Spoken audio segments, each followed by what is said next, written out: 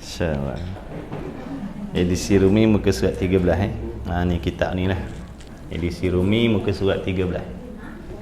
Baik, insya-Allah.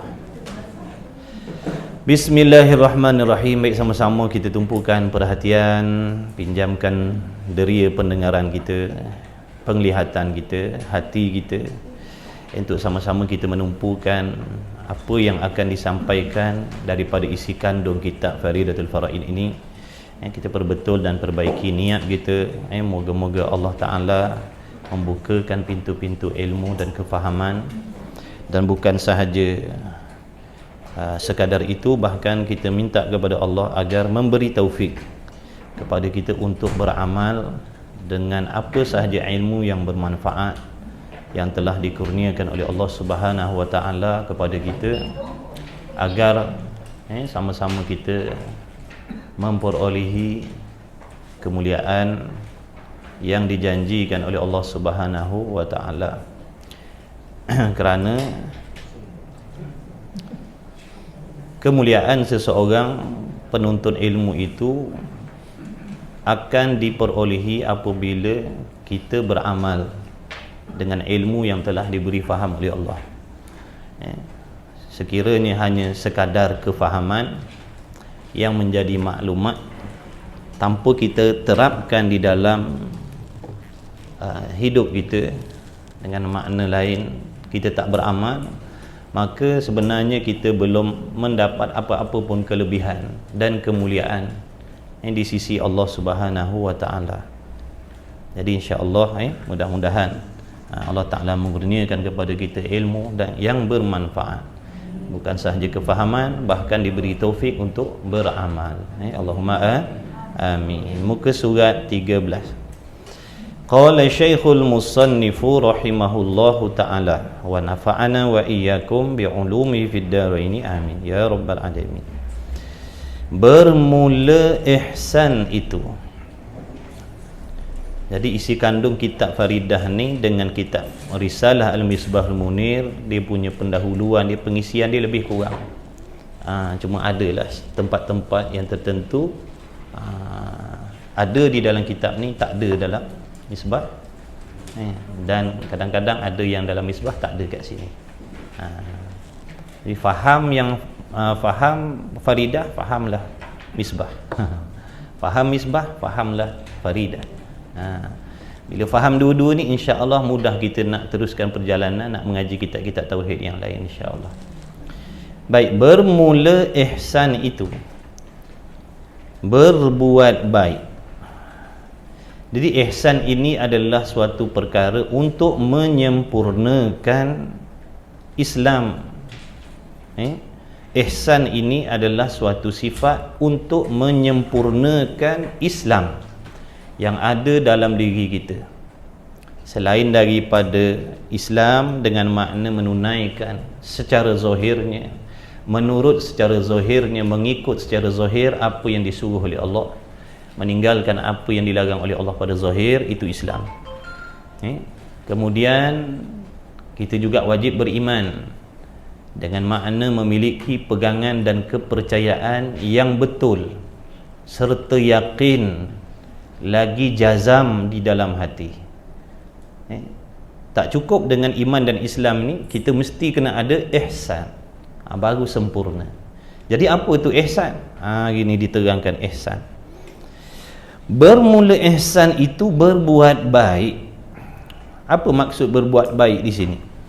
Dengan bahawa dia nak huraikan maksud berbuat baik. Dengan bahawa ikhlas. Dengan bahawa ikhlas.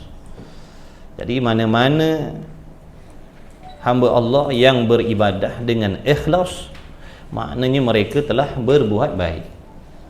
Kalau kita berbuat amal, membuat yang disuruh oleh Allah, meninggalkan yang dilarang oleh Allah dengan tidak ikhlas, maknanya kita belum berbuat baik.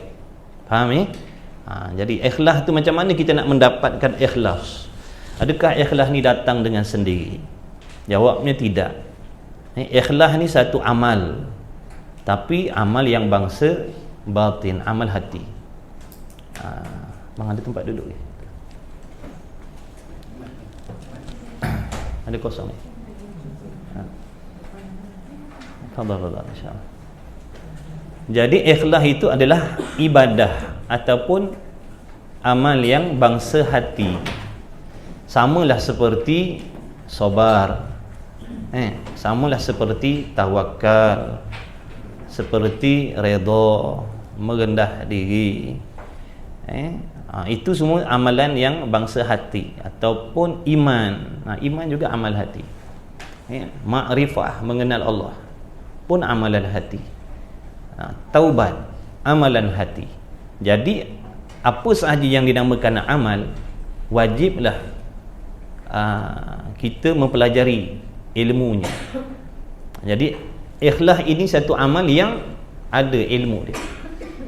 Kalau kita tak belajar ilmu ni, kita tak akan dapat ikhlas. Kena belajar ilmu ni. Ilmu ni akan menerangkan, menyatakan apa itu ikhlas, bagaimana nak menghasilkan ikhlas, dan apa pula perkara-perkara yang berlawanan dengan ikhlas.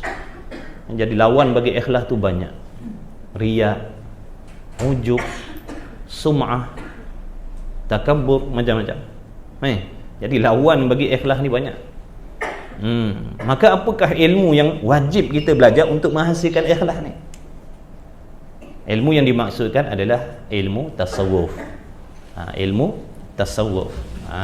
Di sini ada ngaji tasawuf dia. Alhamdulillah. Ngaji. Jadi ilmu tasawuf adalah salah satu cabang daripada ilmu fardu ain. Ilmu yang wajib dipelajari oleh tiap-tiap kita orang manusia, muslimin, muslimat. Kerana ilmu ni nak mengajar kita, nak mendidik kita bagaimana nak menghasilkan ikhlas, dan ikhlas tu pula ada berapa martabat dia. Ikhlas orang awam bagaimana, ikhlas para nabi rasul bagaimana. Jadi kita kena belajar. Ada setengah orang dia tak nak datang belajar, dia tak nak ke surau, dia tak nak ke masjid, dengan alasan dia belum ikhlas. Ni selalu juga kita dengar. Ada tempat kosong lagi, kena beli kedai sebelah bang. Ni depan ada kosong, depan ada kosong lagi. Nanti belakang tu kena standby lagi kursi 2, 3, 4 lagi. Meja belakang tu boleh alih kat depan ni, insya-Allah. Kena. Kalau tak cukup kursi, nanti kita bentang tika mengkuang. InsyaAllah.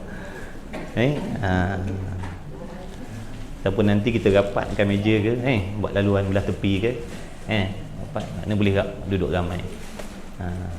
InsyaAllah. Mudah-mudahan semakin ramai, mudah-mudahan. Jangan semakin kurang sudah.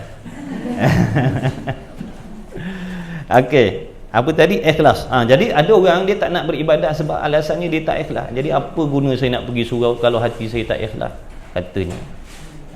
Sebenarnya nak dapat ikhlas ni kena pergi surau dulu, kena mengaji, kena jumpa dulu ujub, jumpa dulu riya, jumpa dulu takabbur, jumpa dulu sum'ah, jumpa macam-macam.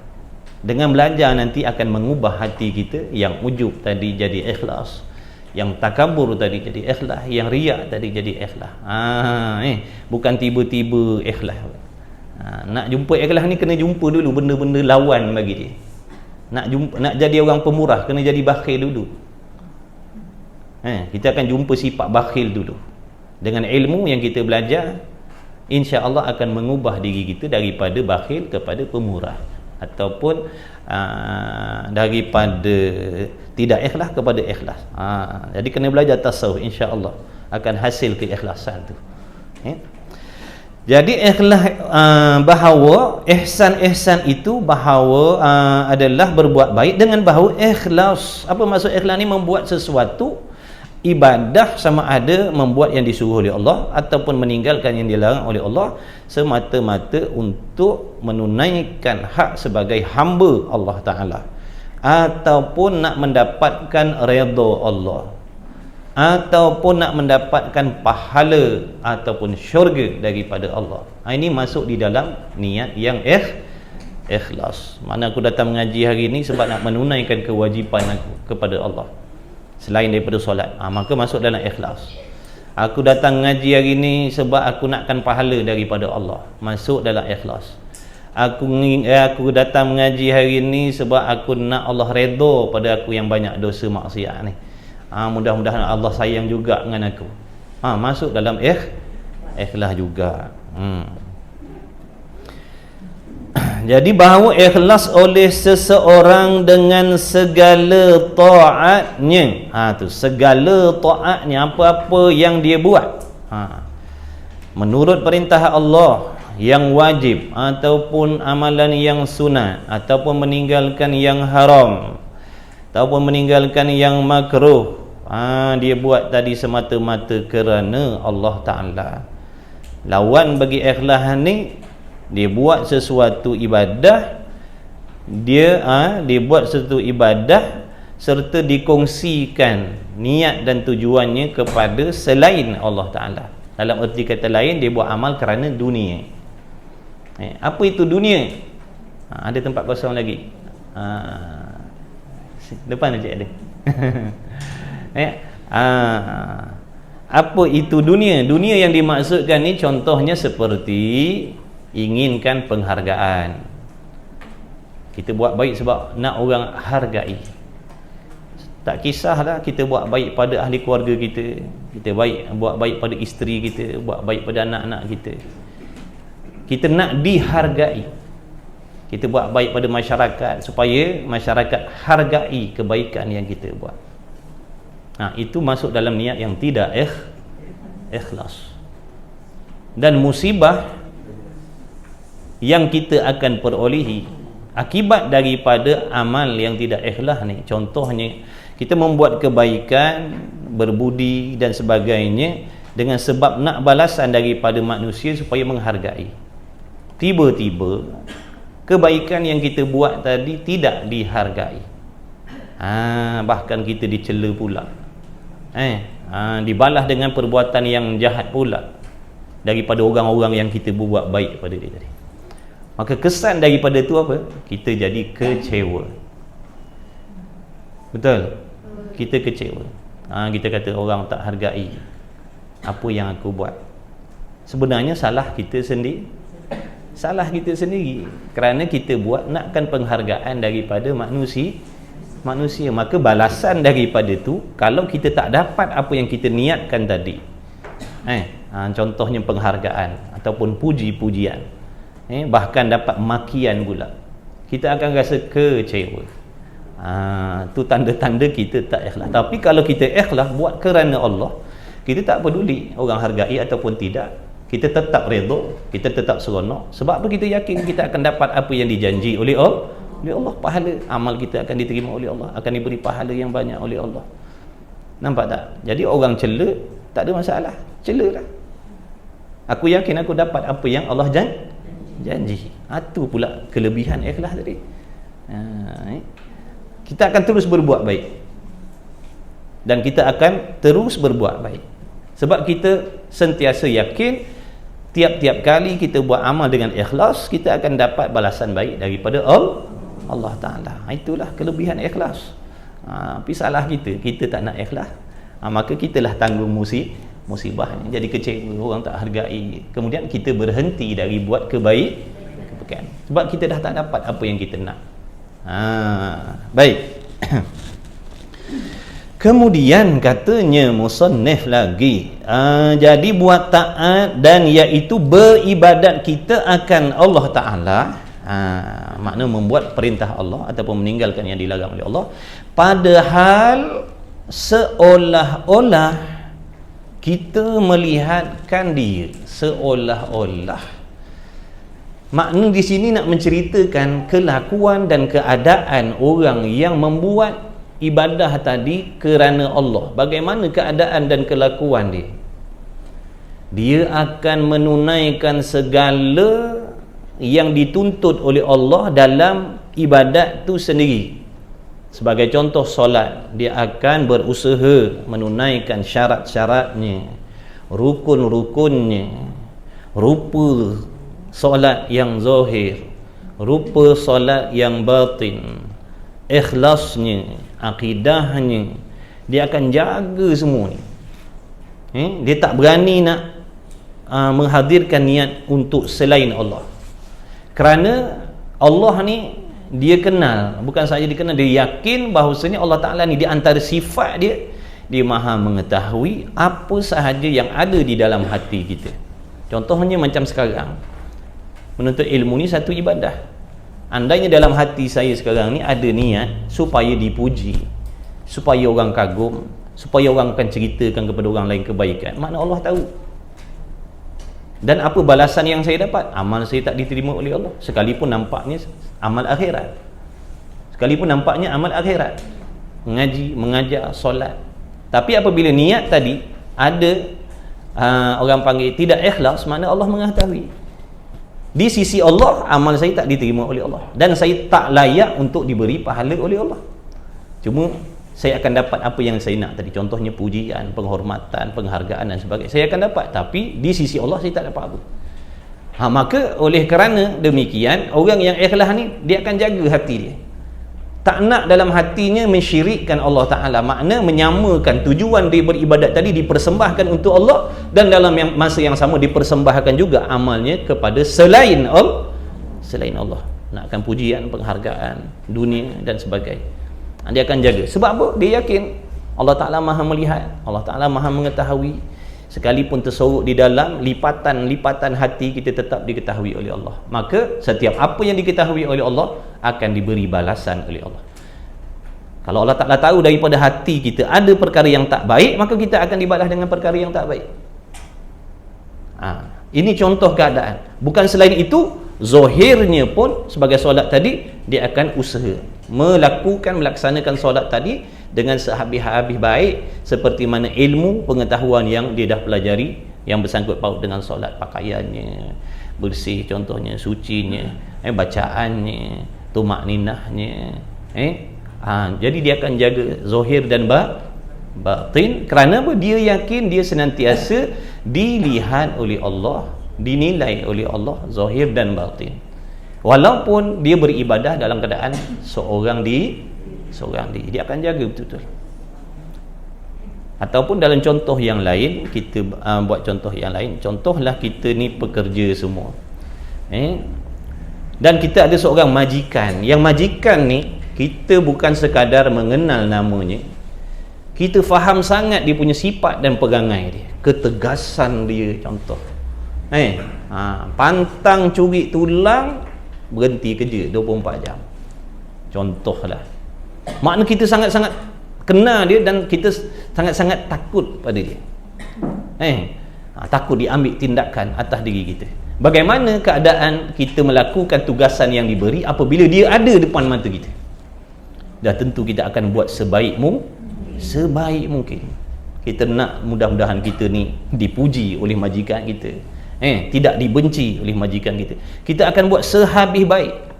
Sebab apa? Majikan ada depan mata kita. Tapi majikan ni dia manusia sama macam kita, dia hanya menilai yang walaupun dia nampak kita buat kerja bukan main rajin lagi, tak curi tulang, dia tak tahu dalam hati kita sumpah seganah. Dalam hati kita merungut dan sebagainya, dia tak tahu. Itu kelemahan dia sebagai manusia. Adapun ibadah yang kita buat ni, kita sedang berhadapan dengan Allah. Siapa dia? Allah. Sebab tu kena kenal Allah. Sebab tu kena kenal Allah tu siapa, bagaimana sifat dia, barulah memberi kesan pada ibadah kita tadi. Sekalipun kita duduk seorang diri, sama ada kita duduk seorang ataupun duduk di khalayak ramai, tetap kita akan jaga benda-benda ni, kerana kita yakin kita sentiasa dijaga, diperhati oleh Allah, tak pernah tertinggal sekalipun.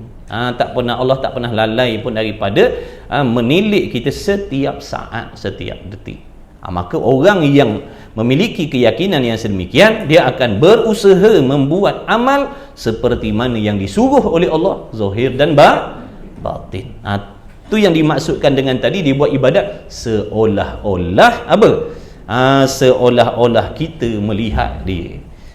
Bukan mana boleh lihat Allah dengan mata kasar kita, kan kedi mukhalafah, tak serupa dengan sesuatu dan sebagainya. Nanti kita akan belajar sifat-sifat dia yang layak bagi zat Allah.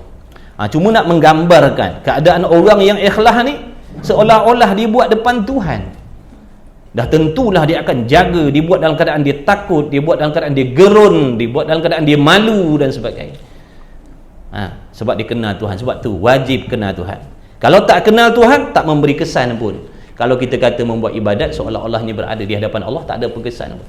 Ibaratnya kita bekerja tapi tak kenal majikan. Kita kerja tapi tak kenal majikan. Kita tak sedar yang majikan ada depan mata kita. Maka kita buat apa? Kita buat lebih kurang. Kita buat lebih kurang, curi tulang dan sebagainya. Padahal majikan ada depan mata kita, tapi kita tak kenal.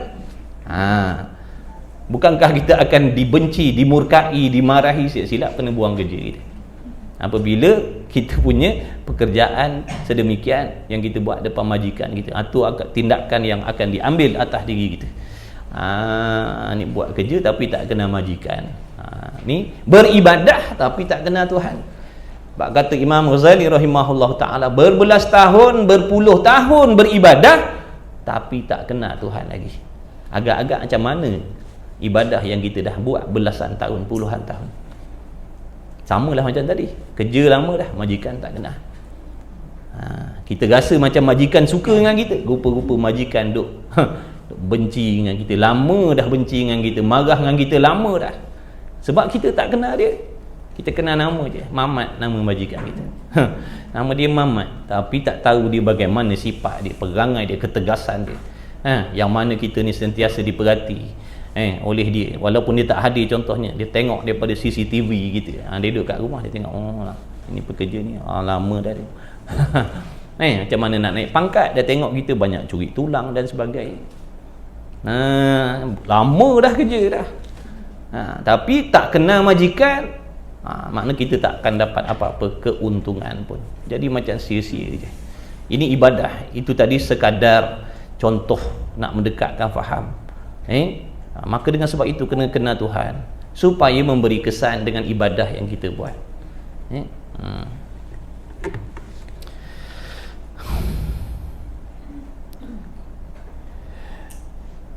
Maka tiada patut bahawa berpaling kita kepada yang lainnya. Bila kita dah sedar, dah tahu, dah yakin, dah kenal Allah Ta'ala, dan kita yakin kita sentiasa di dalam pemerhatian Allah zahir dan batin, maka tak patut berpaling kita kepada yang lainnya dengan batin ataupun zahir. Tak patutlah kita nak buat ibadah, nak berpaling hati kita kepada selain Allah.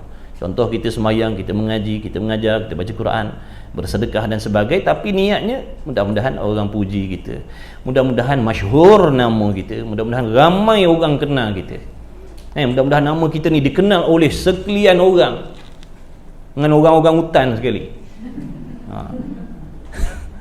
Harapan kita supaya dikenal, itu tujuan dunia. Maknanya kita dah menyengutukan niat kita dalam ibadah tadi, dah mensyirikkan Allah. Namanya syirik khafi. Makna pahala pun nak, pujian pun nak, pahala pun nak, penghormatan pun nak, pahala pun nak, duit pun nak. Kata setengah ulama, bila bercampur dua ni dipanggil tak ikhlas dah.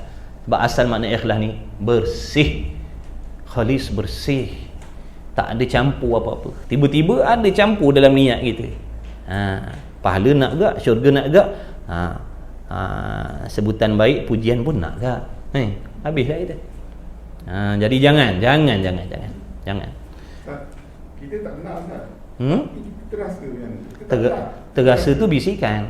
Terasa tu bisikan. Makna jangan iya kan. Jangan iya kan. Tu bisikan, hembusan-hembusan, tiupan-tiupan syaitan. Supaya kita dipuji, penghormatan. Itulah gunanya ilmu. Bagaimana nak tolak bisikan tadi? Tu kena ngaji tasawuf tu. Dalam ilmu tasawuf tu dia akan ajar kita bagaimana cara nak menolak bisikan-bisikan yang datang dalam hati, yang mengajak kita, kempen kepada kita supaya jadi orang yang riak dalam ibadah, jadi ujub dalam ibadah, jadi takabur dan sebagainya. Ada ilmu ni nak tolak lah. Kalau tak ada ilmu ni, kita akan angguk kan, kita akan iya kan, kita akan turut kan. Sebab kita tak tahu macam mana nak tolak ni, macam mana cara nak tolak ni. Dia datang, sentiasa datang. Apa sahaja amal yang kita buat mesti dia datang. Sebab syaitan dan nafsu ni memang mengajak kita supaya tidak ikhlas dalam ibadah, agar amal kita tak diterima oleh Allah. Tak diterima oleh Allah apa saja amalan. Maka amalan kita yang zahirnya nampak akhirat tadi jadi dunia tuan-tuan. Solat kita jadi dunia, mengaji mengajar kita jadi dunia. Jangan tuan-tuan ingat bila rupa zahirnya akhirat dia jadi akhirat, belum tentu. Yang kita tengok orang tu keretanya mewah, rumahnya besar, kita kata dia dunia, belum tentu tuan-tuan. Sebab benda tu letak di hati kita. Dia gunakan harta benda ni fi sabilillah, jadi akhirat harta benda dia. Kereta mewah dia jadi akhirat, digunakan untuk buat ibadah dan sebagainya. Jadi akhirat. Jawatan tinggi dia jadi akhirat, tak jadi dunia. Adapun kita yang zahirnya sembahyang, puasa, zakat, haji, umrah dan sebagainya, mengaji, mengajar pagi, petang, siang, malam, tapi niat kita tadi untuk dipuji, dikenal, dipanggil dengan panggilan yang baik-baik, semuanya jadi dunia. Jadi dunia tuan-tuan, jadi dunia. Tak dapat apa. Sebab maksud akhirat ni sesuatu yang memberi manfaat selepas daripada kita mati. Maka kalau kita mengaji, mengajar, sembahyang dan sebagainya dengan niat yang tak ikhlas, adakah kita akan dapat faedah selepas mati? Dah. Kita akan dapat azabnya pula. Bukan kata faedah, dapat azab. Mengaji pun jadi dunia kalau tak betul ni niat. Jadi betulkan niat. Nak betul niat ni mengaji tak tahu tuan-tuan. Dalam hadis ada benda tu disebut, tapi secara umum dan Quran pun ada. Dia kena ada ilmu yang khusus membincangkan, menghuraikan, menjelaskan apa tu ikhlas tu. Perjalanan hati ni. Yang nak menghuraikan pekerjaan hati, perjalanan hati ni ilmu tasawuf. Tajwid tak ada, tafsir tak ada secara khusus. Quran hadis pun tak ada secara khusus ilmu tasawuf. Belajar tasawuf. Insya-Allah kita akan jumpa benda-benda tu. Bagaimana cara nak menolak riak. Riak sebab apa? Mesti ada sebab. Timbul riak dalam hati, mesti ada sebab dia. Kullu syai'in sababun. Tiap-tiap satu mesti ada sebab. Kenapa kita jadi riak? Kenapa kita jadi sombong? Kenapa kita jadi takabur? Kenapa kita jadi sum'ah? Kenapa? Mesti ada sebab dia. Maka kena cantas sebab tadi. Kena buang sebab-sebab dia. Kena cari penawar dia. Sila tuan. Duduk. Boleh duduk situ boleh? InsyaAllah.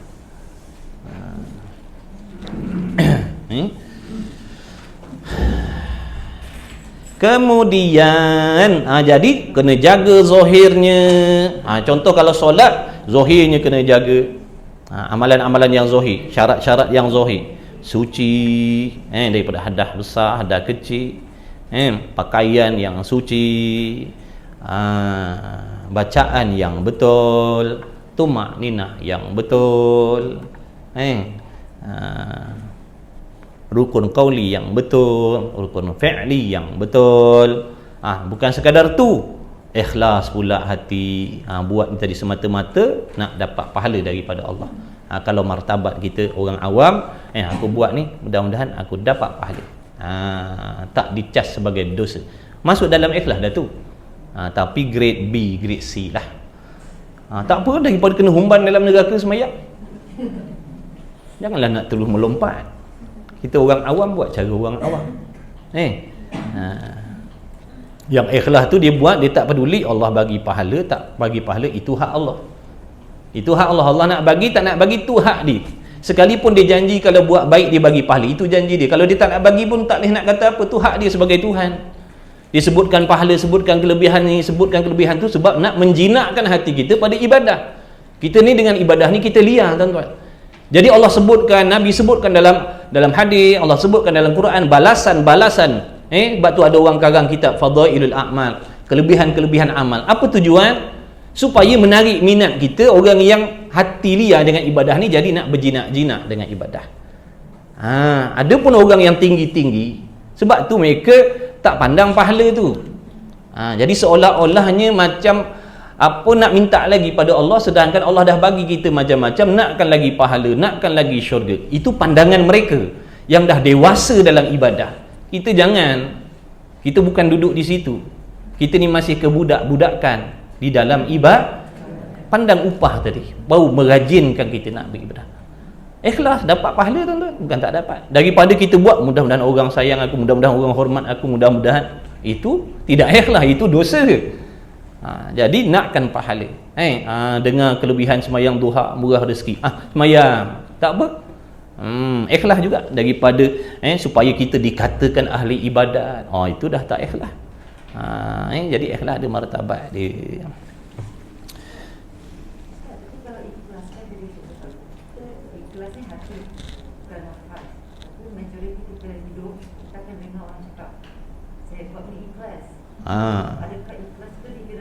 Tak. Saya ngajar gini ikhlas. Adakah betul ikhlas? Nampak tak?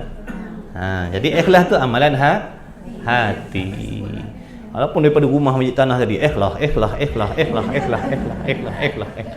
Tuan-tuan tengok ikhlas tak ikhlas sampai kayak pun saya bawa atas kereta saya. Tak sempat nak turunkan. Ikhlas punya pasal. Belum tentu tuan-tuan, belum tentu.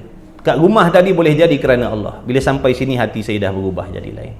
Sebab tu pesan Tok Guru, pesan ulama, sentiasa kena tilik, kena semak niat kita. Kerana niat kita boleh berubah-ubah dalam sekelip mata. Niat kita boleh berubah-ubah tuan-tuan. Sekejap kan dia dah paling kot lain dah. Tadi kat rumah lain. Dia sampai satu tempat, terpengaruh dengan suasana. Orang tepuk tangan pula ramai-ramai. Orang datang salam cium tangan. Dah dari lain dah. Nampak contoh lah. Bahaya tuan-tuan. Kena sentiasa baiki. Sentiasa kena jaga. Ikhlas bukan dengan perkataan. Ambil lah ni ikhlas. Belum tentu. Kemudian ditulis kat sampul surat ikhlas. Siapa? Tulis kat sampul ikhlas daripada saya. Alhamdulillah lah kalau ikhlas. Tak apa dah lah. Orang tak cakap terima kasih pun kita tak berasa hati sebab kita ikhlas. Ni bagi terima kasih pun tidak. Maknanya kita nak apa tu? Nak penghargaan. Nak penghargaan lah tu. Orang tak ucap terima kasih, berasa hati kita. Kenapa nak berasa hati? Allah bagi pahala dah kalau kita betul-betul. Kemudian katanya musanid, dan ihsan ini kelangkau. Dan maka tiada patut bawa berpaling kita kepada yang lain. Yang lain itu dengan maknanya selain Allah, dengan batin ataupun zahir, padahal mengetahui bahawa mengetahui kita bahawasanya, bukan mengetahui dengan makna meyakini kita bahawasanya Allah Subhanahu Wa Taala itu melihatkan kita. Melihat Allah bukan dengan mata, bukan dengan mata, dengan makna nyata segala kelakuan kita zahir batin pada ilmu pengetahuan Allah. Segala yang ada semuanya maujud, semuanya wujud pada sifat pelihat Allah Ta'ala. Lagi akan datang nanti kita belajar, akan dihuraikan sifat pelihat, sifat basar Allah Ta'ala bagaimana. Maka malu kita, kesan daripada kita yakin yang Allah Ta'ala ni mengetahui tentang diri kita, keadaan kita zahir batin. Apa kesan daripada tu? Malu kita. Malulah kita, sepatutnya malulah. Dahlah nak beramal, pinjam serba-serbi daripada Allah, tiba-tiba nak orang hargai kita. Kita datang sini semua pinjam Allah Ta'ala punya, roh Allah punya, jasad Allah punya. Allah juga yang gerakkan hati kita, Allah juga yang gerakkan anggota kita. Nampak tak? Allah juga yang memberi keselamatan dalam perjalanan datang kita, pergi balik kita. Tiba-tiba dalam hati, mudah-mudahan si Anu puji aku. Nampak tak? Tu maknanya tak malulah kita, bangsa muka tak malu. Buat barang, buat ibadat, pinjam barang orang. Fadal. Inna lillahi wa inna ilaihi raji'un. Siapa namanya?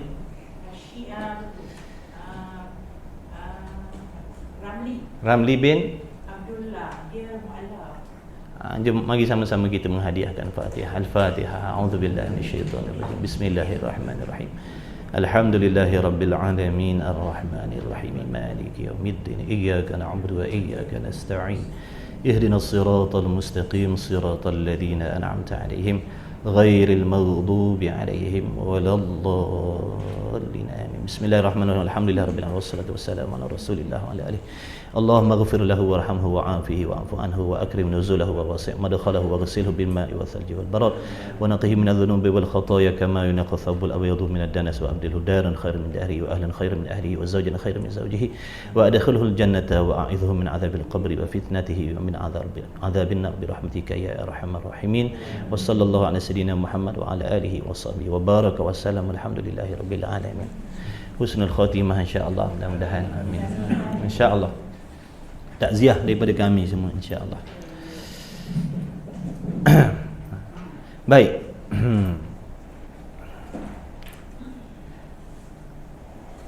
Maka malu kita pada ketika itu bahawa lalai kita di dalam ibadahnya. Sepatutnya kita malulah kalau kita ibadat dalam keadaan hati kita tak khusyuk. Ataupun kita buat kerana nakkan selain Allah, sedangkan yang menjayakan kita, yang membolehkan kita, yang memberi taufik kita buat apa yang disuruh oleh Allah, meninggalkan yang dilarang oleh Allah ni, semata-mata limpah kurniaan daripada Allah. Jadi tak patut kita mengharapkan pujian daripada orang lain. Tak patut kita harapkan penghormatan. Tapi kalau orang puji, alhamdulillah, dikembalikan segala puji itu kepada Allah yang menjayakan kita, yang menolong kita beribadah. Kalau tak, nanti dia terlekat kat hati kita, puji-pujian tu terlekat kat hati kita. Sebab kita merasakan yang amal kita buat ni hasil daripada usaha dan ikhtiar aku sendiri. Susah payah aku belajar. Padahal yang bagi akal siapa? Kalau Allah tak bagi akal, macam mana kita nak memahami segala ilmu yang kita belajar? Kalau jadi semuanya pertolongan Allah. Yang timbul rasa tidak ikhlas ni kerana kita terlupakan Allah, terlupa kepada Allah. Kita merasakan kita kudrat kita, kesihatan kita, padahal kudrat kita, kesihatan kita ini makhluk, ini semua ciptaan Allah. Bukankah dalam pada sudut akidahnya selain Allah tidak boleh memberi bekas sesuatu? Ilmu kita, kefahaman kita, usaha kita, ikhtiar kita tak boleh memberi kesan pun. Yang memberi kesan ni Allah. Cuma usaha dan ikhtiar tu, ilmu tu sebagai asbab saja. Asbab tak boleh memberi bekas. Yang memberi bekas Allah. Sama ada yang memberi bekas manfaat ataupun yang mudarat Allah. Tak ada selain Allah. Macam tu. Jadi bila dalam hati kita terlupakan tentang tu, kita merasakan usaha kita, pengorbanan kita, tu kita harap, makna aku dah banyak melabur macam-macam ni, mudah-mudahan kau pujilah aku nak buat. Riak ni tuan-tuan, mengharapkan pujian dalam hati orang. Kita mengharapkan puji-pujian di dalam hati orang, bukan nak dengar pujian ni. Saya tak nak dengar daripada mulut-mulut tuan-tuan kata bagus dan sebagainya, saya tak nak dengar. Saya harap dalam hati tuan-tuan, dalam hati tuan-tuan rasa bagus, menghormati saya, contohnya menghargai saya, kagum dengan saya, memuja saya dalam hati tuan-tuan, itu namanya riya. Kalau saya tertunggu-tunggu nak dengar tuan-tuan lafazkan puji-puji tadi, itu namanya sum'ah. Bila orang nak sebut ni, bila orang nak tanya ni, orang tanya tadi, tadi bagus mengajar, alhamdulillah, sendawa terus kita. Kalau tak balik makan tak lalu, kenapa ni? Kenapa ni macam tak sihat? Ada benda belum dapat. Tiba-tiba besok orang tanya, semalam nampak kata ada orang ada dengar buat baik semalam, ada derma semalam. Baguslah. Berapa hari punya tu, hari tu baru dapat, baru lega kita, baru puas hati kita, sebab dah dapat dengar apa yang kita nak. Na'udzubillah min zalik. Habislah amal kita, biarlah berjuta pun. Itu namanya sum'ah. Dan satu lagi, sum'ah riak ni bukan semata-mata kita hidup, lepas daripada mati. Contoh, sekarang ni memang dalam hati saya tak nak apa-apa pun, tapi dalam hati saya tak risau, saya tak bimbang. Mudah-mudahan satu hari nanti selepas daripada saya mati, orang akan tahu siapa saya sebenarnya. Dan masa tu orang akan sebut-sebut nama saya, tapi saya tak ada dah. Waktu tu nanti akan masyhur, orang akan sebut, orang akan kenang, orang akan puji selepas daripada mati. Itu pun masuk dalam riak juga tuan-tuan. Hati-hati. Bukan semata-mata sekarang, sebab faham ta'arif tu, definisi tu, mengharapkan puji-pujian dalam hati orang. Dia tak kait waktu kita hidup ataupun selepas kita mati. Syaitan kata apa? Sekarang ni buat amal sorok-sorok, jangan beritahu orang. Kalau orang tanya, jawab tak tahu, diam-diam. Beramah diam-diam, jangan beritahu orang. Kalau derma pun diam-diam, jangan risau, katanya syaitan. Satu hari orang akan tahu juga amal ibadah yang kau buat. Dan masa tu orang akan puji kau. Kau jangan risau. Kita rasa macam tu. Ya tak, ya juga. Ada tak datang macam tu? Ada. Mesti ada. Mesti ada. Dia kata sekarang buat sorut-sorut. Kau jangan risau. Satu hari orang akan tahu. Jadi tang situ yang kita rasa lega. Nampak tak tu? Dia punya permainan dia. Nampak? Dia suruh beramal. Beramal banyak-banyak. Jangan tunjuk-tunjuk. Tapi tu ada tapi tu. Tu dia punya perangkap dia, tuan-tuan. Tapi nanti satu masa orang akan tahu. Kita dengar orang akan tahu, lega. Lega dah lah sebab dapat dah kita nak. Na'udzubillah. Habis amal kita, tuan-tuan. Walau dah meninggal. Walaupun kita dah mati. Tapi Ustaz, pujian orang beribadah tu si arwah contoh. Tu tak ada masalah. Orang nak puji tu tu masalah. Itu hadiah daripada Allah. Jangan harapkan puji. Jangan kita nakkan puji itu. Faham? Orang puji itu hadiah daripada Allah. Bila tuan-tuan ikhlas beribadah dengan sendiri, Allah Ta'ala akan campakkan dalam hati-hati orang lain berbuat baik pada kita, memuji kita. Itu urusan Allah. Yang penting daripada awal ibadah tadi, jangan tu kiblat hati kita. Jangan tu kiblatnya. Kita buat kerana Allah, nakkan pahala, tak nak dosa. Dah lah. Nakkan syurga, dah lah. Orang nak puji, tak puji tu surah pada Allah. Orang puji pun tak menambahkan pahala kita pun. Jadi maksud dia macam ni Ustaz. Apabila kita buat, kita sorok-sorok kan, tak apa nanti bila mati esok orang sebut. Kebaikan kita buat. Itu yang Ya. Itu sebenarnya permainan syaitan nak merosakkan amal kita. Nampak tak perangkap dia? Kalau kita tak belajar tasawuf, tak jumpa benda ni, tuan-tuan. Bagi kita yang jahil, kita rasa okey dah. Sebab sekarang aku tak nakkan pujian. Okey dah tu. Rupanya duduk dalam perang.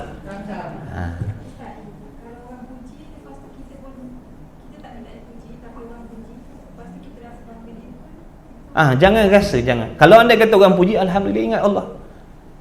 Berapa banyak orang ibadat mati sesat.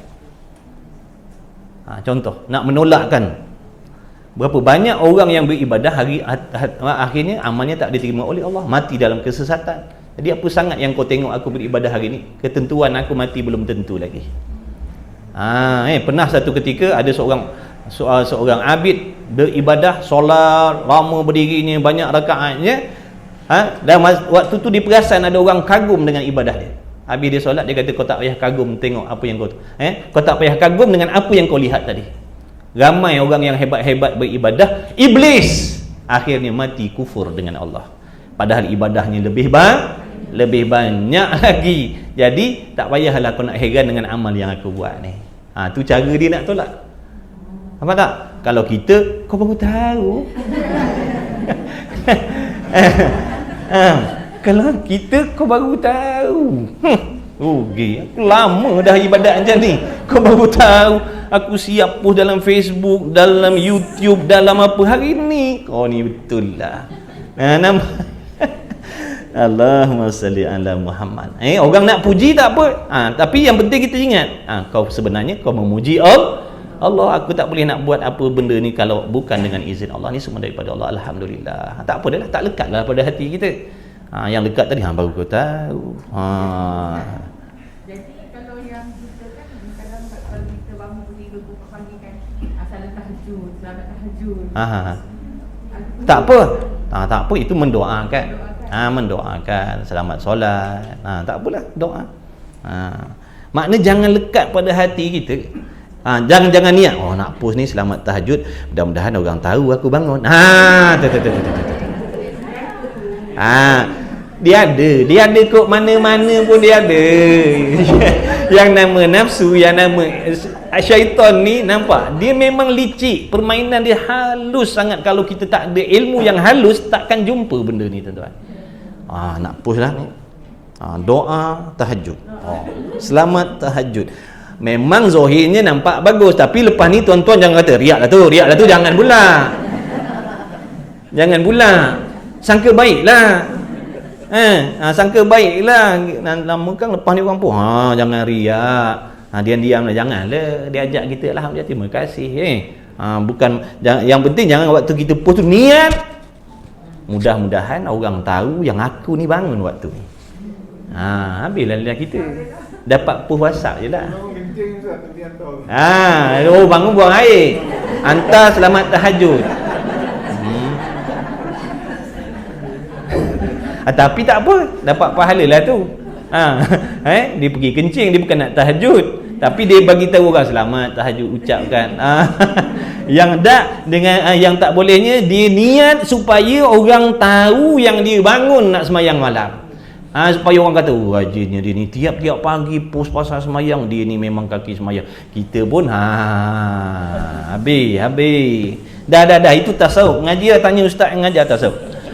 Kita tak tahu. Kita sebut sambil-sambil tu. Sebab ni sangkut paut dengan ikhlas ni tuan-tuan. Sangkut paut dengan ikhlas ni. Kena ngaji tasawuf. Ingat betul tak? Rupa-rupanya kena juga kita.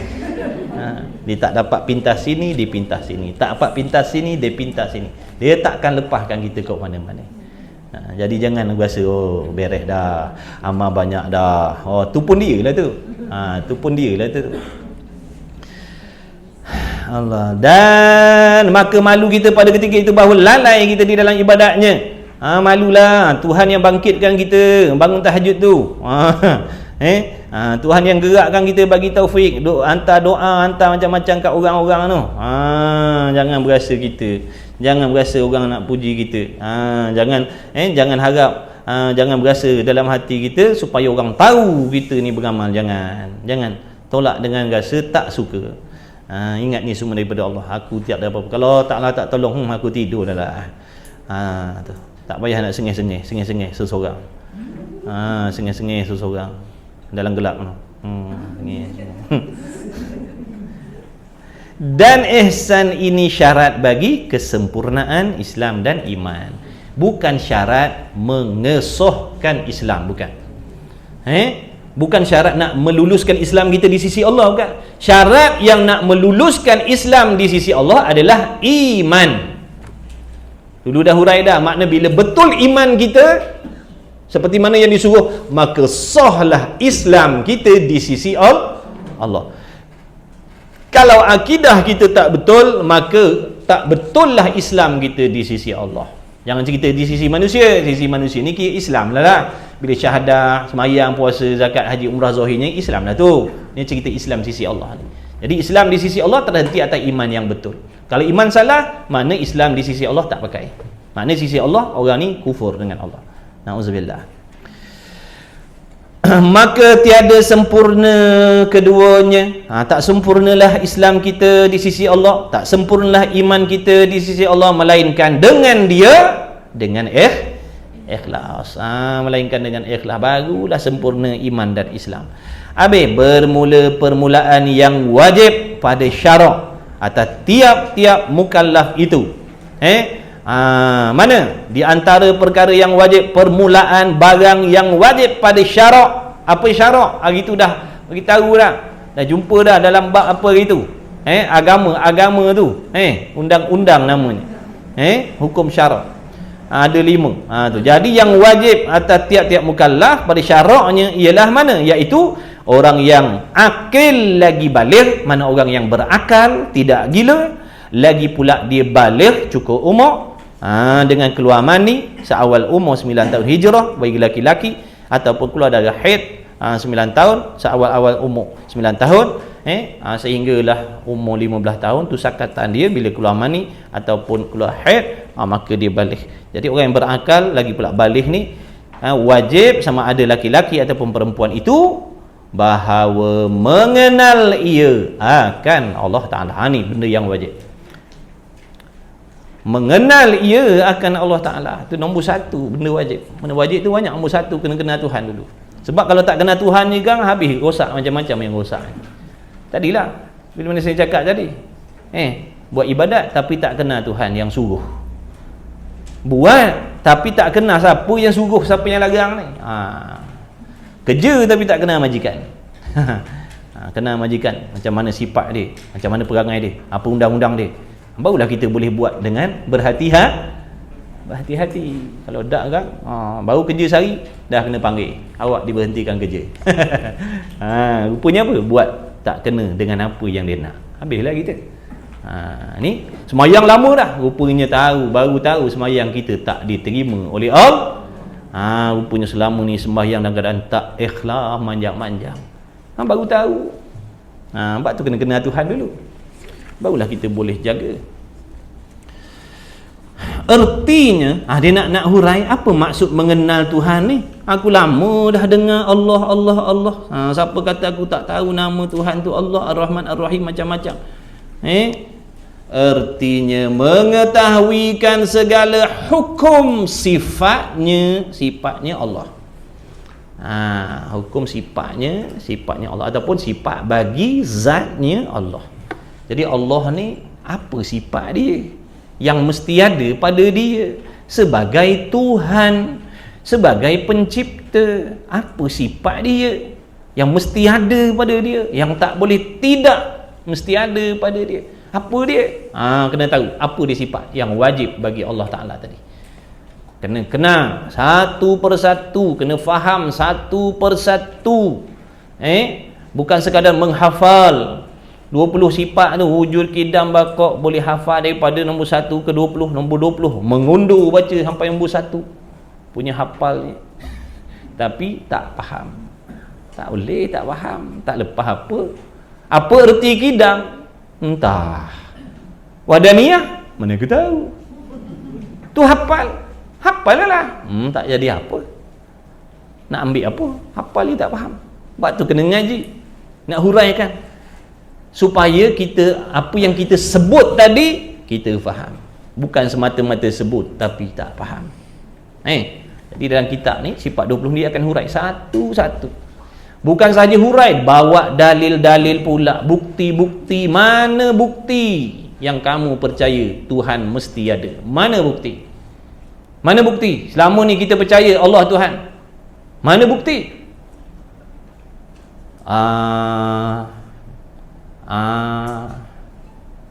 Allah ada tak? Ada. Mana bukti? Nampak? Jumpa? Tengok? Mak cakap, nenek cakap. Itu namanya iman taklid, nama dia. Iman tiru. Iman tiru tak pakai. Biar ada alasannya, dalil. Aku percaya Allah ni mesti ada, buktinya ni. Ni buktinya. Quran kata begini. Makna dah ada bukti dah. Makna dia bukan ikut orang. Faham? Ni nenek cakap. Mana tahu Allah ada? Pak mentua bagi tahu. Contohnya.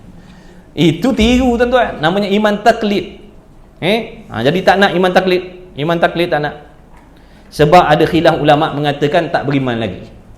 Iman taklid ni jenis tiru-tiru tadi tu. Mana tahu Allah ada, Allah sedia kala tak ada Tuhan selain Allah. Mak cakap, ayah cakap, moyang cakap, nenek bagi tahu.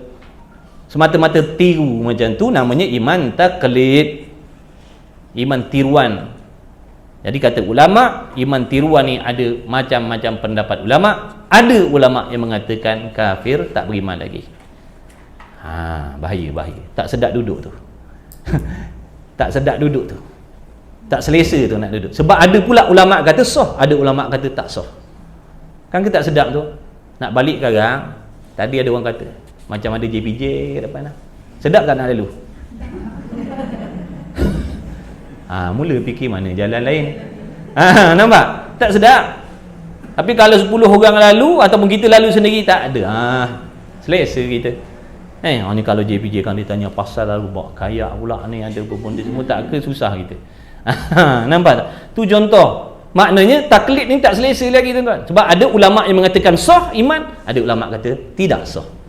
Baik kita duduk di kelompok yang tak berkhilaf langsung, iaitu orang yang beriman terhadap dengan Allah, Rasul, hari kiamat dan sebagainya, berdasarkan bukti-bukti dan dalil-dalil yang dia pelajari. Ini muafakat ijma' ulama kata sah iman, tak ada khilaf langsung. Sebab tu kita kena belajar ni. Jadi bila tuan-tuan belajar ni, maknanya dah keluar daripada kelompok tadi tu. Daripada taklid tadi dah keluar dah, duduk dalam kelompok yang tak ada khilaf, semua kata imannya sah.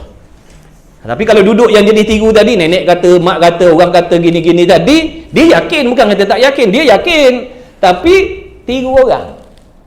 Semata-mata ambil daripada buah mulut mak kita, ayah kita, kecil-kecil boleh lah. Budak-budak boleh lah. Tapi jangan sampai ketua pun bawa yang tu. Untuk budak-budak tak apalah. Ni sampai ke tu. Jadi jangan. Sampai balik pun itulah juga pegangan dia. Jangan. Belajar. Bila belajar, maknanya kita ni percaya Allah saja Tuhan. Kita yakin tak ada Tuhan selain Allah pun ada dalil. Kalau orang tanya, mana bukti tak ada Tuhan lain? Mana kau tahu? Tak ada Tuhan yang lain. Boleh jadi ada kot. Macam mana kita nak jawab tu? Kadang-kadang benda ni datang dalam hati daripada syaitan, tuan-tuan. Betul ke tak ada Tuhan yang lain? Diserang hati kita hari-hari, setiap hari dia tanya macam tu. Betul ke tak ada Tuhan yang lain? Mana kau tahu? Ni kau minta-minta tak dapat, minta-minta tak dapat, kau susah pun tak dapat, tak senang pun. Betul ke ada Tuhan? Kalau datang selalu macam ni, tak rosak akidah kita, tuan-tuan. Dia memang sentiasa je nak cari peluang rosakkan akidah. Setidak-tidak nak bagi goyang. Jangan percaya sungguh Tuhan ni ada. Goyang habis dah. Dia dapat goyang kan cukup lah. Sebab tu iman ni makna yakin, tak goyang. Ni taradud. Bergoyang. Ya ke? Macam betul aja. Habis dah. Dia kata macam betul lagi. Habis rosak akidah, na'udzubillah. Moga Allah pelihara semua. Dan segala hukum ketuhanannya. Jadi apakah sifat yang wajib bagi Allah? Kena tahu di sisi akidah kita ahli sunnah wal jamaah. Ini ijma', tuan-tuan. Hukum suruh belajar sifat 20 ni, mengetahui sifat-sifat Tuhan ni, ijma' ulama. Hari tu dah bagi tahu ijma' tu apa. Jadi jangan nak tengok dalam Quran, buka tafsir cari mana hukum wajib belajar sifat 20, buka hadis 40, hadis berapa puluh, buka tengok Sunan Sitah, buka tengok. Mana ada suruh belajar sifat 20? Hadis pun tak ada, Quran pun tak ada. Maka ini benda tak betul, ini ilmu tak betul. Dah kita tolak ijma', mana nak jumpa? Kita nak beramal dengan Quran, hadis. Hadis, Quran, hadis. Ijma' tolak, qiyas tolak. Mana nak jumpa hukum wajib belajar sifat 20? Bukan marah, nasihat.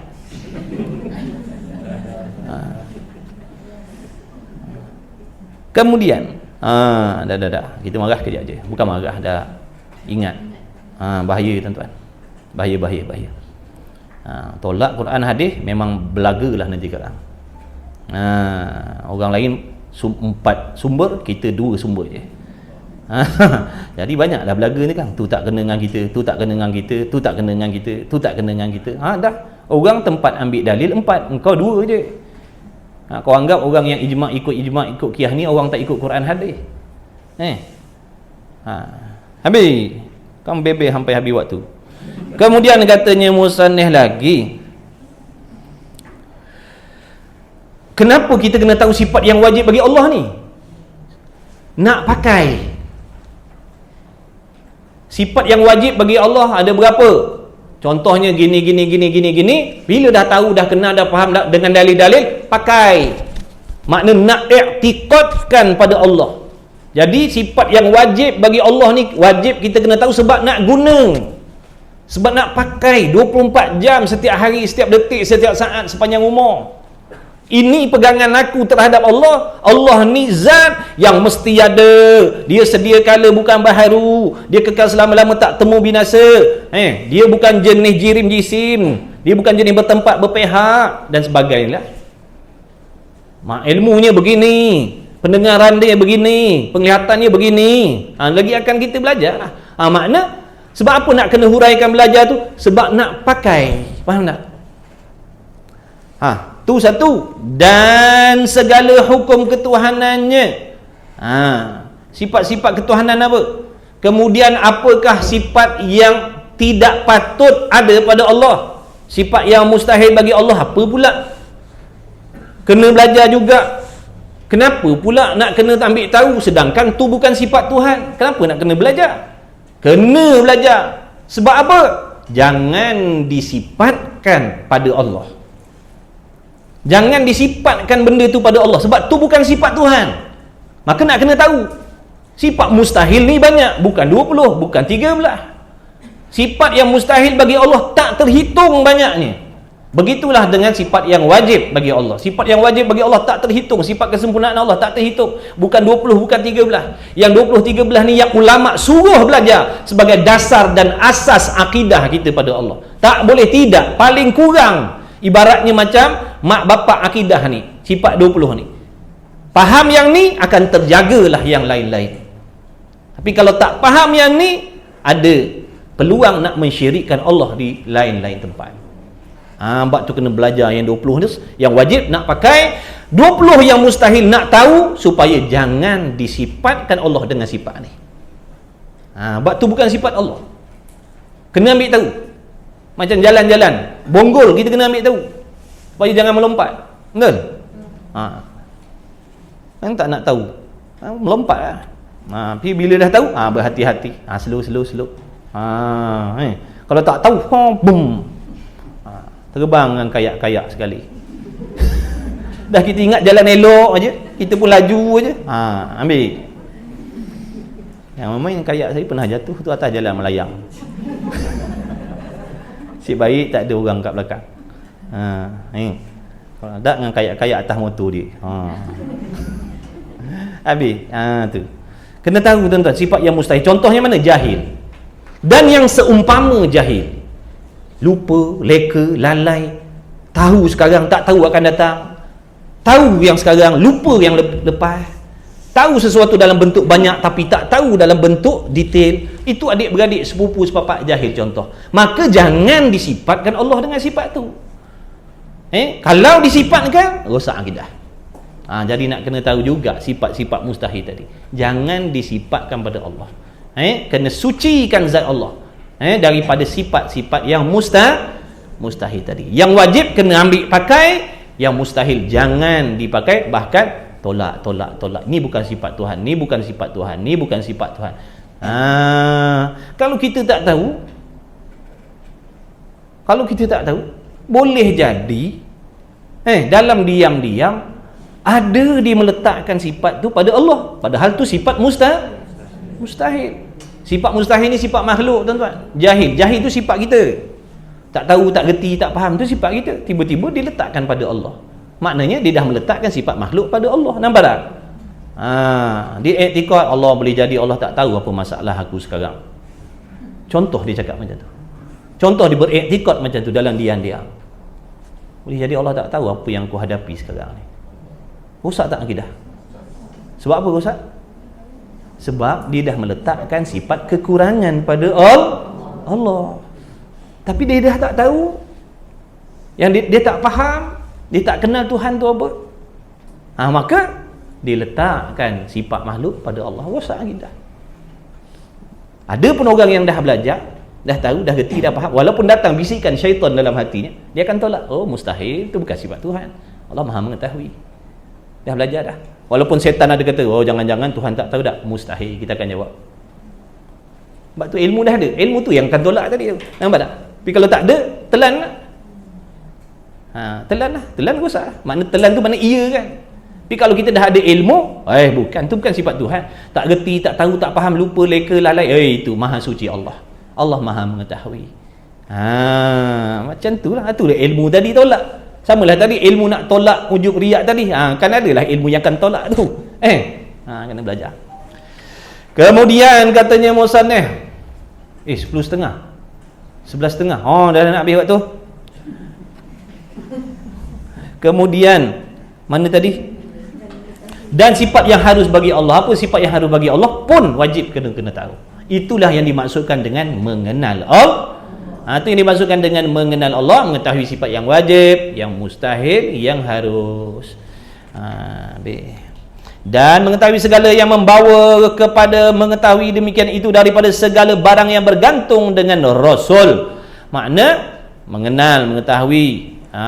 Bukan saja mengenal, mengetahui, yakin, percaya dalam hati apakah sifat yang wajib, yang mustahil, yang harus bagi Rasul pula. Bukan bagi Allah je, Rasul pun kena tahu, kena kenal juga, kena yakin juga. Sebab dua-dua ni kena terima, kena percaya. Jangan yakin Allah, ragu Rasul. Terima Rasul, tolak Allah. Pakai Quran, tolak hadis. Jadilah anti hadis. Anti hadis ni kafir tuan-tuan. Dia pakai Quran je, hadis dia tak nak pakai. Sebab dia kata hadis ni makhluk, manusia, Nabi. Dia tak tahu.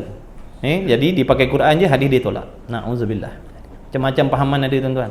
Pahaman sesat ni macam-macam. Bukan satu, bukan dua. bukan 3, banyak. Bila kita ada kenal tahu akidah yang betul, insya-Allah yang pelik-pelik datang pada kita, kita takkan terima. Tapi kalau kita pun kosong, habis pantang apa je yang datang, kita terima je dah. Maka tiada dikendaki dengan mengenal Allah Ta'ala itu mengetahui akan hakikat zatnya Allah. Bukan maksud mengenal Allah ni tahu, kena nampak bagaimana rupa diri Tuhan tu, bukan maksud macam tu. Hakikat zat ni makna hakikat diri Tuhan. Macam kita ni, diri kita ni orang panggil zat lah ni, tubuh badan kita ni namanya zat. Bukan maksud mengenal Tuhan tu nampak tahu macam mana rupa bentuknya diri Allah tu, macam mana rupanya, bukan tu maksud kenal Tuhan. Mustahil nak kenal hakikat Tuhan, mustahil, tak boleh terima pada akal kita, mustahil. Sebab apa pula bukan yang dimaksudkan mengenal Tuhan tu adalah mengenal hakikat, makna sebenar-benar diri Tuhan tu bagaimana, bukan maksud tu.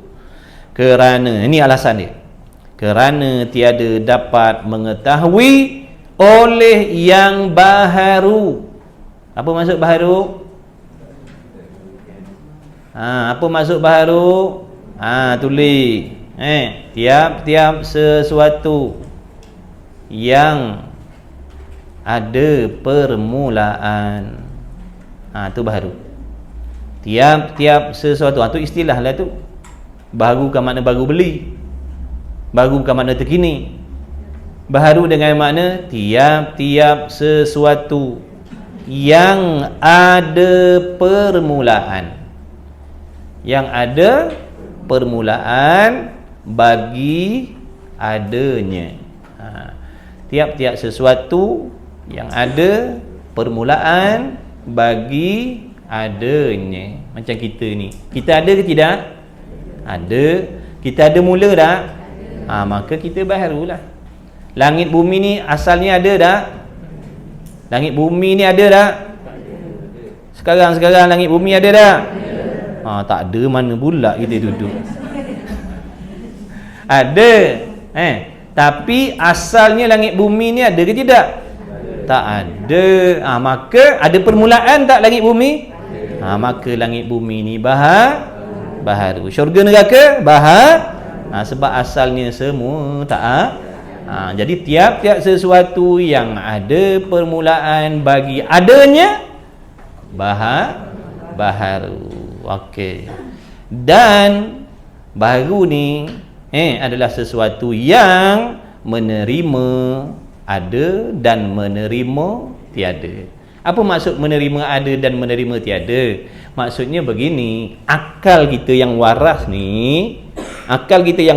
ni boleh terima benda tu ada, dan akal boleh terima benda tu tiada. Boleh terima ada, boleh terima tiada. Dia cakap pendek je tu. Boleh terima ada, boleh terima tiada. Apa maksud boleh terima ada? Mana akal boleh terima benda tu ada, akal juga boleh terima benda tu tak ada. Kalau Allah tak nak jadikan alam ni, boleh tak terima pada akal? Kalau Allah Ta'ala tak nak jadikan, boleh tak? Tu boleh terima dah. Besok kita hidup lagi, akal boleh terima tak? Besok kita hidup lagi, akal boleh terima? Boleh jadi besok kita mati, akal boleh terima tak? Boleh. Nampak tak? Maka kematian tu juga masuk dalam benda harus, benda baharu. Ingat tu, bila sebut baharu tu lah benda dia. Mana-mana kitab tauhid, faridah ke apa ke, bila sebut baharu tu lah dia. Jadi faham kat sini, fahamlah kat tempat lain. Kalau tak faham kat sini, tak fahamlah kat tempat lain. Sebab tu jumpa istilah ni, ingatkan betul-betul sebelum jumpa istilah-istilah yang lain. Mana-mana istilah yang kita baru dengar tu, ambil faham betul-betul. Barulah insya-Allah besok lancar aja perjalanan kita nak belajar tauhid ni, tak sangkut. Jadi kerana tak dapat mengetahui oleh yang baru akan hakikat yang qadim. Okey, qadim tu apa pula qadim? Qadim ni makna ambil daripada perkataan qidam, sedia kala. Sedia kala tu apa maksud sedia kala? Okey, makna sedia kala. Tulis murid-murid. Qadim, maknanya yang sedia kala dengan makna sesuatu yang ada tapi tidak ada permulaan. Sesuatu yang ada tetapi tak ada permulaan. Dia kena baca macam tu lah. Tak boleh baca lelaju. Kan dia tanya ada ke tak ada? Baca, beli buku tauhid, baca sendiri, tak kena pula tempat berhenti. Jadi bengong dah lah. Dah lah kita ni mujur Jawi, Rumi ada noktah. Jawi tak ada noktah tu, contoh Jawi. Mana ada noktah, pandai-pandai lah kau nak berhenti kat mana. Salah berhenti, lain maknanya sekarang kita Jawi tu. Ni mujur Rumi ada noktah, ada koma. Jawi mana ada noktah koma. Mubtada tak nampak, khabar tak nampak mana. Baik. Kerana tiada mengetahui oleh yang baharu akan hakikat yang qadim. Maksudnya begini, bagaimana kita yang bersifat baru ni, kita yang asalnya tiada ni, nak mengenal hakikat makna sebenar-benar diri Allah Ta'ala yang bersifat dengan sedia kala. Allah ni sedia kala, bukan ada sakatan waktu 1,000,000 tahun, 2,000 tahun, 2,000 juta tahun. Dia tak ada sakatan. Allah tak bersangkut paut dengan masa dan waktu. Kita yang bersangkut paut dengan masa dan waktu. Allah tak. Adanya sedia kala. Dengan makna sedia kala ni dengan makna tidak ada permulaan bagi adanya Allah. Tidak ada permulaan bagi adanya Allah.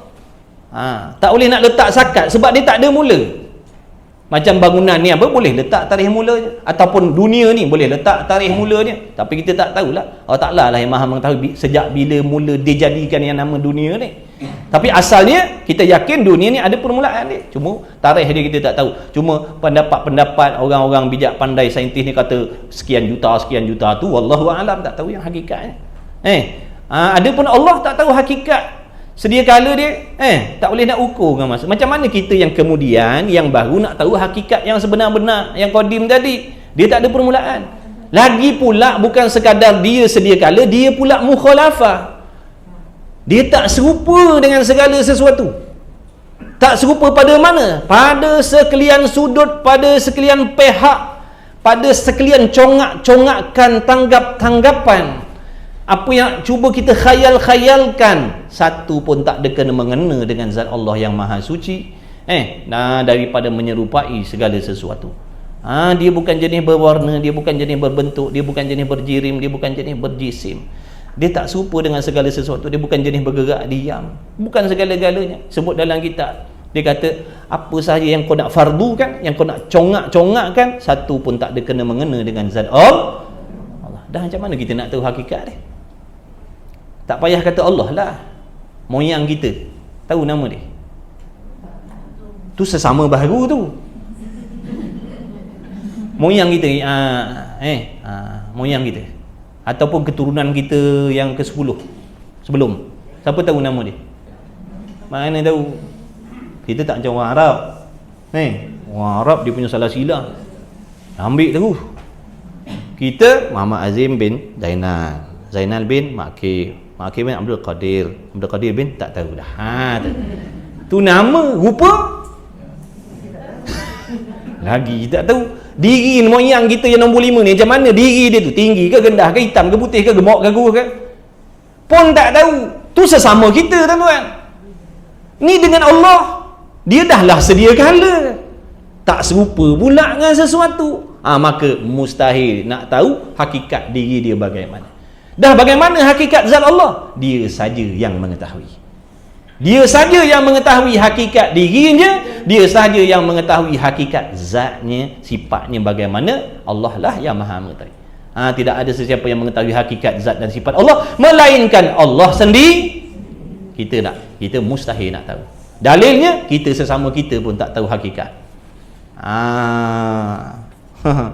Yang dimaksudkan mengenal Allah Ta'ala tadi itulah mengetahui sifat yang wajib, yang mustahil dan yang harus. Maka mengenal dan mengetahui itu jazam yang membetuli bagi waqi', Maksudnya mengenal dan mengetahui sifat-sifat Allah Ta'ala tadi mestilah dengan jazam, putus hati kita. Jazam ni mana? Putus hati kita. Jangan ada cadang-cadang nak percaya benda lain walaupun akan datang. Tak ada cadang dah, makna kita pegang begini sampai mati, pegang ni lah.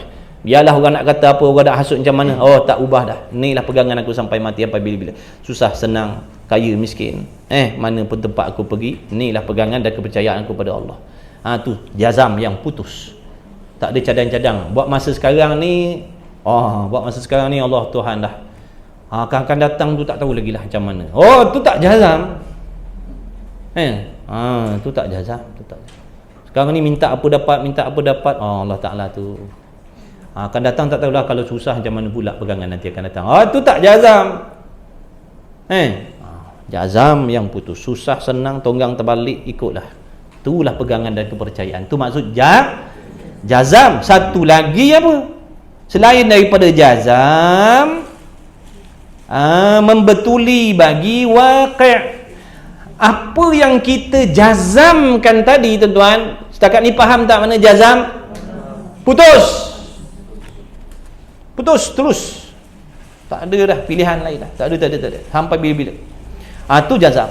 Lagi pula apa yang kita jazamkan dalam hati tentang Allah tadi mestilah membetuli, tepat, kena, membetuli bagi waqi', makna yang jatuh, ataupun waqi' ni makna diri sebenar-benar. Yang jazam itu daripada dalil, makna apa yang kita percaya tentang Allah yang jazam tadi, mestilah kepercayaan tu memang betul, tepat seperti mana yang sebenar-benarnya. Mana kita nak tahu yang kita percaya tadi sama dengan benda yang hakikat? Tengok dalam Quran lah. Yang kita percaya begini, betul tak dalam Quran? Kan Quran tu dalil yang yakin, betul? Maknanya yang kita jazam dalam hati, yang kita yakinkan dalam hati tentang Allah tadi, sama tak dengan Quran? Contoh macam tadi, dia jazam Allah Ta'ala tu mengetahui, tapi pengetahuan Allah tu tak sempurna, ada benda yang Allah tak tahu. Contoh dia dah jazam dah, tengok dalam Quran, betul ke yang dijazam kata Allah Ta'ala ni ada benda yang Allah tak tahu? Tengok dalam Quran, tengok dalam hadis dan sebagainya, rupa-rupanya menyalah, maka tak pakai tu bukan akidah yang sah. Jadi yang pertama, yakin, jazam, lagi pula yang diyakini dan yang dijazamkan tadi mesti bertepatan, berbetulan dengan apa yang ada di dalam Quran dan juga hadis. Tu yang maksudkan yang sebenar tadi. Mana nak tahu benda sebenar? Quran lah. Ulama tu menghuraikan Quran dan hadis lah.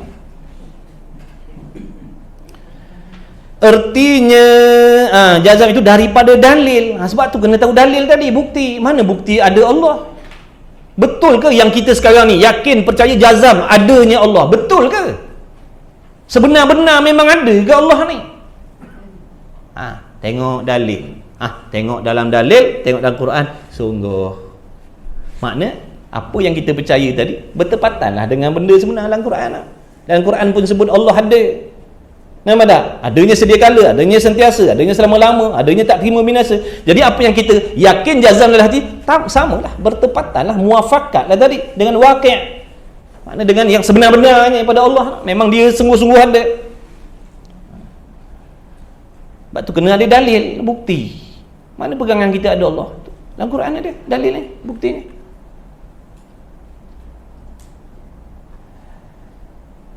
Artinya i'tikad yang putus, yang mengenai akan yang benar, kena dengan yang sebenarnya. Apa yang kita percaya dalam hati ini kena dengan yang sebenar dalam Quran.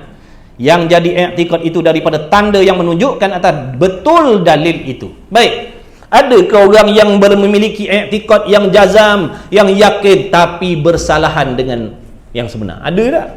Ada. Belana qadna banyak. Dia i'tikad Allah ada, mesti ada, sentiasa ada, kekal ada.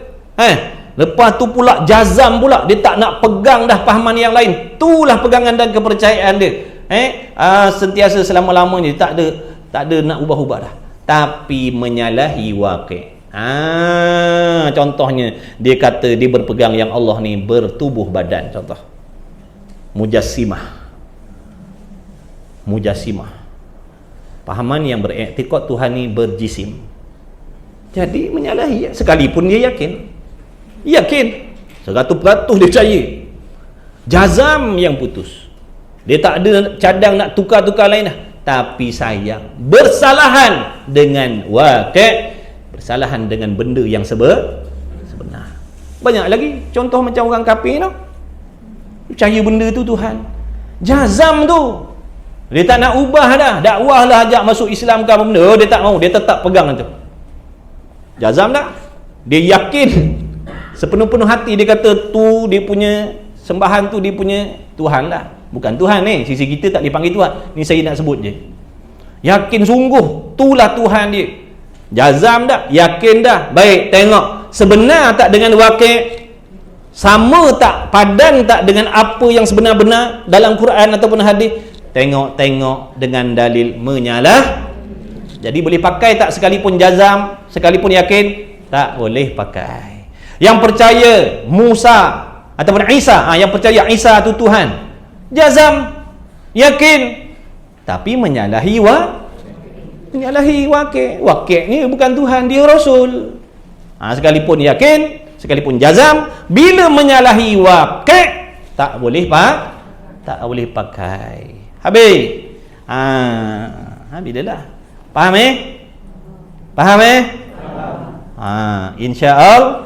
InsyaAllah. Jadi dah lah. Dah nak berhenti. Mana tempat berhenti? Artinya i'tikad yang putus mengenai akan yang sebenar, yang jadi i'tikad itu daripada tanda yang menunjuk atas betul. Maka wajib pada syarak atas tiap-tiap mukallaf, wallahu a'lam. Berhenti sekat situ. Nanti itulah gunanya sahabat kita ada buat YouTube tu. RNM Enterprise pula dah. Payah nak nyebut orang putih ni. Apa tu? Event. Event. Ikutlah asal dia bunyi. Jangan lupa like, share dan subscribe. Komen. Yang atas tu ada nak syarah sikit sekejap lagi. Jadi yang ni pun ada. Rawdatus Jannah tu saya punya channel juga. Jadi apa-apa kitab yang saya ajar di tempat lain pun saya akan isikan kat situ, insya-Allah. Jadi boleh. Jangan lupa like, share, subscribe dan komen. Okey. Rawdatul Jannah tu abang ada post tak itu dalam, mungkin kalau diorang type dekat search tu tak jumpa sebab banyak Rawdatul Jannah. Okey, nanti abang Ismail akan post kan kat link tu. Klik link tu akan keluarlah channel Dudu ni salah satu. Nanti klik subscribe dan jangan lupa tekan loceng. Ting, tekan loceng. Loceng tu untuk apa? Untuk tuan-tuan tidak ketinggalan vlog-vlog dan konten-konten yang seterusnya. Jadi untuk anda nak tahu ni mana sambungan, nanti dengan sendiri akan keluar notification. Ting, tengok. Vol 2. Tuan-tuan klik dapat sambungan. Tapi kalau tak tekan loceng, tuan-tuan akan ketinggalan. Orang lain dah dapat rujuk 5-6 juzuk, 5-6 siri, tuan-tuan baru satu tunggu bila nak sambung. Bila nak sampai dah ada sambungan. Itulah bahaya kalau tak tekan loceng, hanya subscribe saja.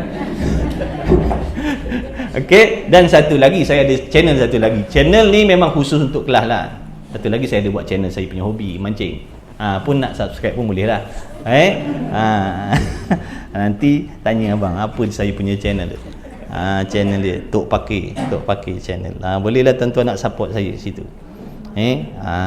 Wallahu subhanahu wa ta'ala a'lam wa ilmuhu. Mudah-mudahan dapat manfaat. Kadang-kadang dekat dalam kelas ni kita nak tumpu, nak tulis, nak dobet semua, mana je sempat. Ada yang terlepas. Jadi itulah gunanya rumah ngaji duk buat tu channel tu, dan saya pun buat tu tujuan supaya dapat ulang-ulang. Dulu waktu mengaji kat pondok tuan-tuan, zaman tak ada ni apa namanya, handphone canggih ni, orang pakai zaman tak ada MP3 tu dulu kalau ada MP3 tu kaya lah tu, hebat lah tu. Itu orang beli kaset tu punya banyak dekat dalam pondok tu, kalau gebah mati dengan tuan-tuan. Dah satu hari Tok Guru ajar 15 kelas. 10 buah kitab. Setiap kitab sekarang nak kena ada kaset lain.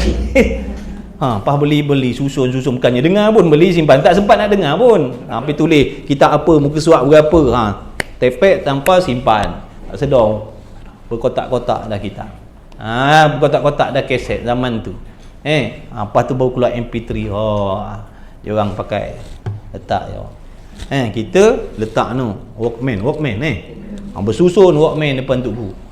Bersusun Walkman dah. Sebab kan time tu nak catat, mana nak sempat. Tok guru tak tunggu dah sudah ke belum. Ulang baharu artinya tak adanya. Tok guru baca je, pandai-pandai kau lah nak tulis.